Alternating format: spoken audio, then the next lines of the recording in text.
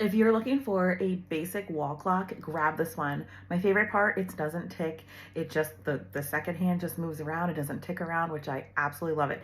If you look, you can see that the numbers are also raised. So they're a 3D number on it, and you have everything: the hour hand, the minute hand, the second hand, all your numbers, and all the dots in between. It's very simple. Put a battery in it, and here you have your adjuster for your time. So let me show you it up on the wall. You also get everything you need to hang it up on the wall. I've hammered it in the wall, and here it is hanging up. Very easy to install, and hook it right onto the hook, and there you go.